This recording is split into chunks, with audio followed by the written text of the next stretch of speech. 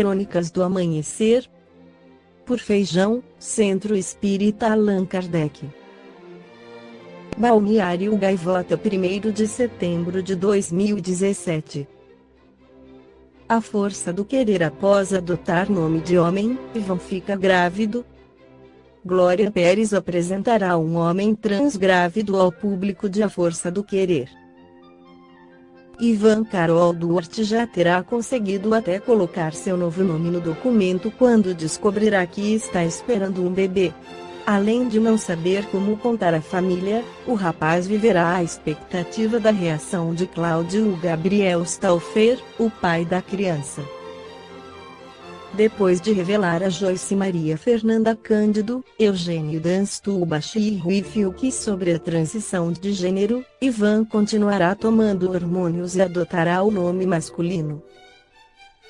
Ele passará a comemorar as conquistas com a nova identidade, como o dia em que conseguirá colocar o nome social em seu CPF. Fui na Receita e pedi para incluir. Fazem na hora, contará a mãe. O rapaz, no entanto, descobrirá por acaso que está grávido, de acordo com a colunista Carla Bittencourt, do jornal Extra. Ele passará mal e acreditará ser por causa dos hormônios, mas, ao procurar um médico, saberá da novidade. Simone Juliana Paiva ouvirá o desabafo do primo, que estará desesperado e sem saber o que fazer. Cláudio estará fora do país e sequer saberá ainda que a ex-namorada mudou de sexo e virou Ivan. O filho de Joyce, que terá arrumado um emprego de jardineiro, então, comentará com a prima que ainda gosta do ex, mas teme a reação dele diante da notícia da gravidez. A autora da trama das 9 guardará para a reta final da história a decisão de Cláudio, que poderá se descobrir gay ou bissexual e ficar com Ivan, ou rejeitá-lo após a transição de gênero. Segundo Mauro Quitico, concurso de formação em psicoterapia reencarnacionista e regressão terapêutica. A noção da reencarnação traz um entendimento a respeito da personalidade, características e tendências observadas nas crianças, completamente diferente do que a psicologia tradicional, não reencarnacionista, aborda e utiliza. Sob a ótica da reencarnação, uma criança é um espírito que reencarnou e que é, simplesmente, a continuação de si mesma da encarnação anterior, e esta, das anteriores. Podemos, então, a partir desse pressuposto, iniciar um estudo dos tipos de crianças do ponto de vista reencarnacionista, que, certamente, expande enormemente a compreensão a respeito do assunto. Porque cada criança é diferente das outras. Porque irmãos são, muitas vezes, tão diferentes entre si.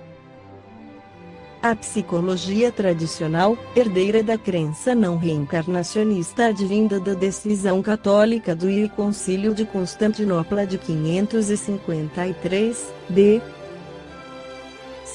atribui essa circunstância a fatores genéticos, hereditários e ambientais, quando a explicação para isso é muito simples ao entendermos um dos pilares básicos da doutrina espírita, que é a reencarnação. O caso da personagem da novela se enquadra em meninas que foram homens na encarnação anterior. A seguir mostramos os traços mais comuns. Ele tem características de homem macho.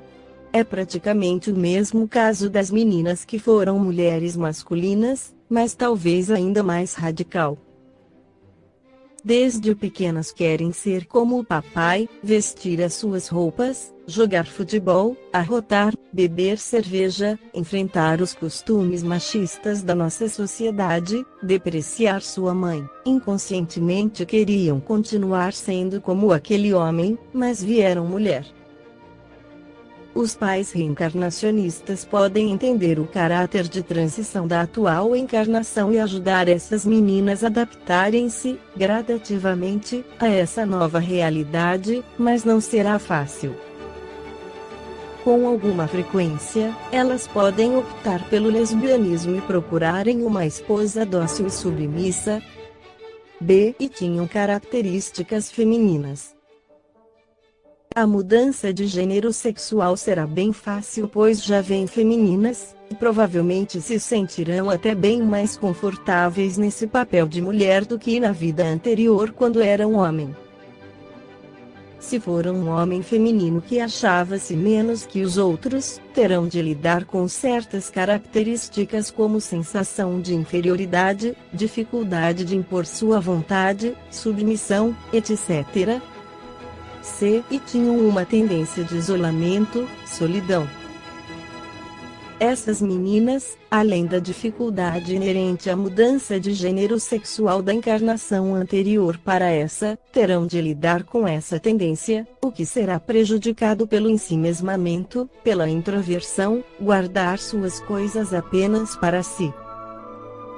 Necessitarão aprender a abrir-se, concomitantemente a isso, a adaptarem-se ao gênero feminino, o que não será fácil.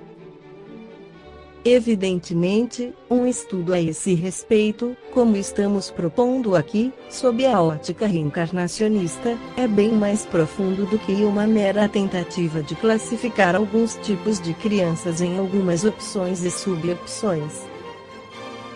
Cada menino e cada menina tem uma história kármica própria, vidas passadas inteiramente diversas uns dos outros, traumas, dores psíquicas, sofrimentos, alegrias, prazeres, vitórias, derrotas, conquistas, perdas, absolutamente individuais, e que jazem adormecidas, ou não, dentro do seu inconsciente, e que a originalidade de alguns pesquisadores do passado, o Dr. Freud, como o mais conhecido deles aqui no Ocidente, anteviu como um material de pesquisa e busca de entendimento da maior importância a respeito das características demonstradas pelas crianças, incluindo a sexualidade infantil. Esses pesquisadores que, por limitações próprias, limitaram seu campo de pesquisa à crença religiosa vigente na época, não reencarnacionista, chegaram a conclusões superficiais, muitas vezes travestidas de uma aparente profundidade, baseadas na genética, em hipotéticas causas inconscientes como o complexo de Édipo e o complexo de Electra, frequentemente, e que continua até os dias de hoje, atribuindo a responsabilidade ou a culpa disso aos pais e outros coadjuvantes da infância de crianças com características difíceis de entender, pela ótica psicológica oficial não reencarnacionista. A grande colaboração que a noção da reencarnação traz para a compreensão a respeito dessas crianças é a possibilidade, de nós e seus pais, de entendermos o que é submerso em um baú fechado dentro do subsolo de sua consciência e, com isso, podermos lidar bem melhor com essa questão, no sentido de estabelecermos uma orientação em relação a essas crianças, sem preconceito, sem crítica, sem condenação, sem nenhuma postura ou procedimento que infrinjam a ética do amor e do respeito. Jorge Andréa, no seu livro Forças Sexuais da Alma, afirma que casos como o de Vânia e Ivan têm que ser analisados e compreendidos de dentro para fora, das estruturas do espírito para a psique de superfície na zona consciente. Terão que ser entendidos como resultado das forças do espírito a refletirem, na tela consciente, o teor de energias que consigo carregam. Um conceito desse quilate, apesar de compreendido, não pode ser ainda equacionado em sua íntima estrutura. A própria avaliação psicológica da zona consciente ainda está revestida de inúmeras dificuldades pela variabilidade e graus de apresentação, onde devemos considerar não só o biótipo, mas também o potencial emocional, o grau intelectual, a instrução alcançada e, principalmente, o entendimento e análise avaliativa do próprio indivíduo. Na abordagem devemos compreender que o patológico, o doentio, está bem perto do rígido, do normal. Certas posições de transição reencarnatória, pela mudança de polarização sexual, mostram faixas com limites imprecisos e, outras vezes, tão gritantes, denotando um quadro patológico. Por que isso? Que se passa com a grande lei evolutiva? Que está acontecendo com as forças sexuais da alma? A doutrina espírita tem uma plausível explicação para tudo isso: é a posição em que nos encontramos no planeta, onde o componente de expiação ainda é mais bem avantajado do que o regenerativo. Os componentes kármicos, atritados pela vida pregressa, exigem compensação. Devemos considerar que muitos dos indivíduos enquadrados nesses capítulos, ao seu próprio modo, carregam posições difíceis, acompanhadas, comumente, de desentendimentos. Só a construção do bem, o desenvolvimento de trabalho e tarefas positivas constantes poderão neutralizar o karma, carga negativa pregressa, cuja luta lhe foi oferecida pela grande lei, porque há possibilidades de vitória. O amanhã será grandemente expressivo para os que tiveram vontade e souberam lutar por uma efetiva posição espiritual. A blandícia de uma nova aurora apresenta-se sempre com os matizes das semeaduras individuais no bem. Esta foi a crônica do amanhecer de 1º de setembro, por Feijão.